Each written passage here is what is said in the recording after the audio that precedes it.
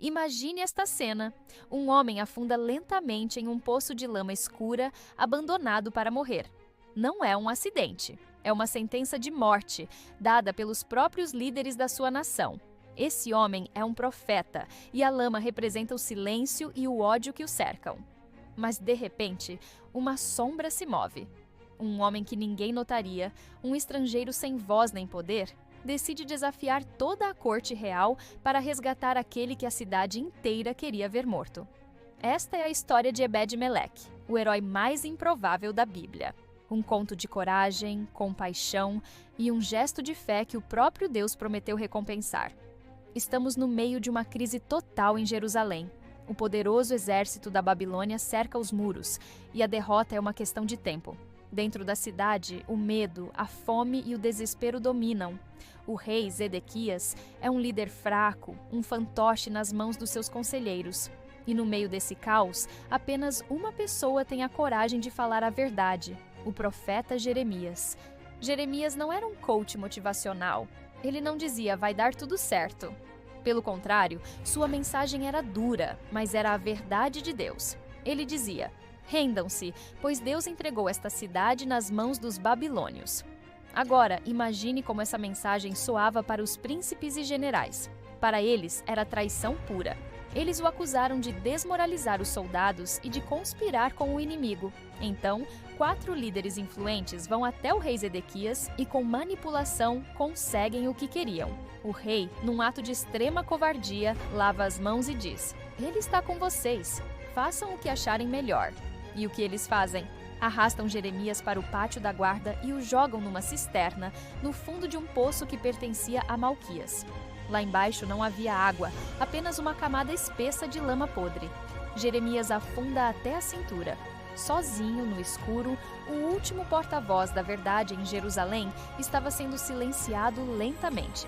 Deixado para morrer de fome e frio, sufocado não apenas pela lama, mas pela indiferença de toda uma nação. Todos sabiam o que estava acontecendo. Os soldados, os servos, até mesmo o rei, mas ninguém fez nada.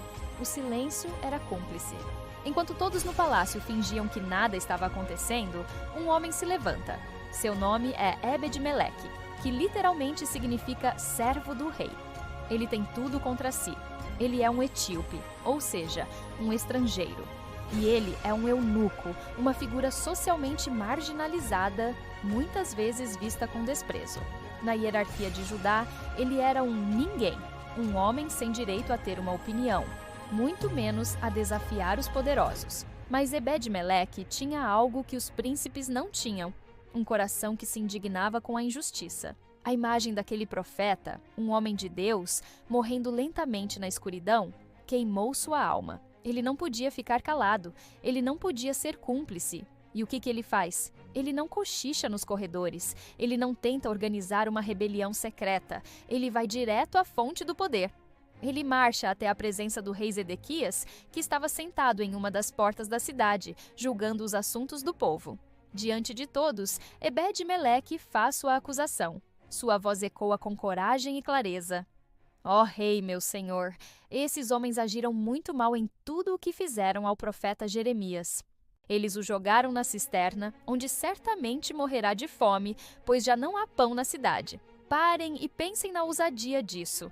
Ele não está apenas pedindo um favor, ele está denunciando publicamente a maldade dos homens mais poderosos de Jerusalém na frente do rei e de toda a corte. Ele estava chamando os príncipes de perversos. Num tempo em que a covardia era a regra e a autopreservação era o instinto de todos, Ebed-Meleque colocou a própria vida em risco para defender um homem oprimido. O seu senso de justiça falou mais alto que a sua posição social. Ele arriscou tudo, não por um amigo ou parente, mas por um homem que ele reconhecia como justo.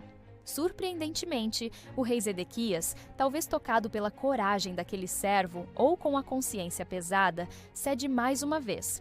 Ele olha para Ebed-Meleque e ordena: leve 30 homens com você e tire o profeta Jeremias da cisterna antes que ele morra. A ordem foi dada. Agora, a missão de resgate precisa acontecer. E é aqui que a história fica ainda mais bonita. Ebed-Meleque tinha autorização real e 30 homens à sua disposição. Ele poderia simplesmente ter pegado cordas grossas e jogado no poço.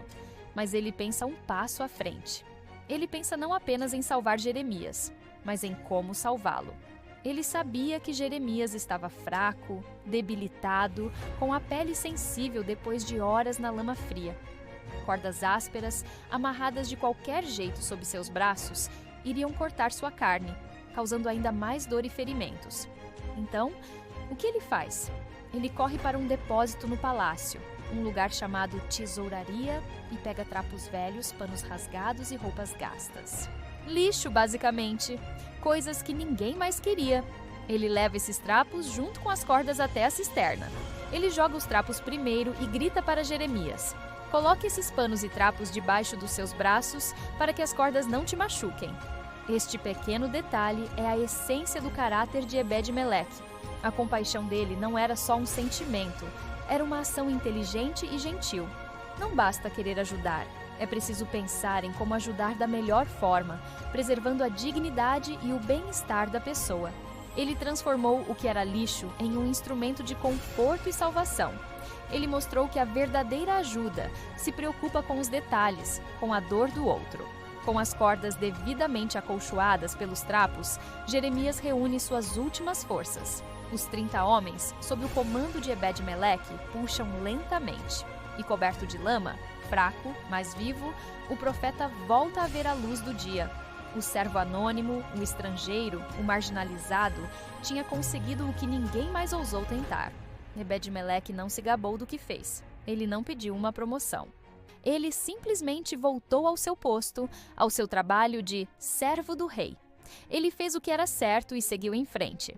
Mas no silêncio daquele ato de bondade, ele escreveu seu nome no lugar mais importante de todos, no coração de Deus. Meses depois, a profecia de Jeremias se cumpre.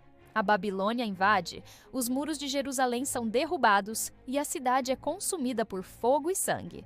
Reis, príncipes, soldados, todos são mortos ou levados cativos. O destino de Ebed-Meleque, um estrangeiro naquela cidade derrotada, parecia selado. Ele seria apenas mais uma vítima anônima da guerra.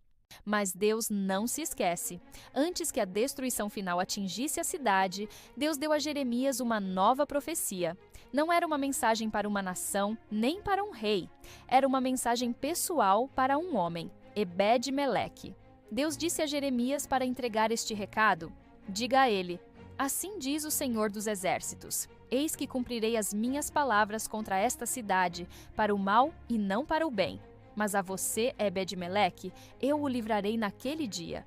Você não será entregue nas mãos dos homens que teme. Eu certamente o resgatarei. Você não morrerá, mas escapará com vida, porque você confiou em mim, declara o Senhor. Que promessa incrível! Deus honrou o estrangeiro, o servo, o marginalizado. Ebed-Meleque não foi salvo por sua força, por sua riqueza ou por sua posição. A Bíblia é clara. Ele foi salvo porque confiou em Deus. E como ele demonstrou essa confiança? Através de um ato de justiça e compaixão. Ele agiu com base na sua fé. A história de Ebed-Meleque nos ensina que a verdadeira coragem não precisa de uma capa ou de superpoderes. Às vezes, ela se veste de compaixão e gentileza. O verdadeiro heroísmo não exige um palco ou aplausos. Exige apenas a ousadia de fazer o que é certo, especialmente quando ninguém mais está fazendo. E o mais importante de tudo, Deus vê. Ele nunca se esquece dos atos de bondade feitos nos bastidores. Agora, eu te pergunto, quem é o Jeremias na lama na sua vida hoje? Pode ser alguém no seu trabalho sofrendo uma injustiça, um amigo passando por uma depressão silenciosa ou um familiar que todos já desistiram. Quem precisa que você use a sua voz, a sua influência ou até mesmo os seus trapos velhos, seus recursos, seu tempo, sua gentileza para um resgate? Pense nisso. A fé sem obras é morta e a coragem sem compaixão é vazia. Se esta história te inspirou de alguma forma, não se esqueça de deixar o seu like e de se inscrever no canal. Queremos continuar trazendo à luz esses heróis esquecidos que nos provam todos os dias que a fé verdadeira sempre se manifesta em ação. E me diga nos comentários, Qual outro personagem bíblico, talvez um desses menos conhecidos, você gostaria de ver aqui no próximo vídeo? Sua sugestão é muito importante para nós. Obrigado por assistir e até a próxima!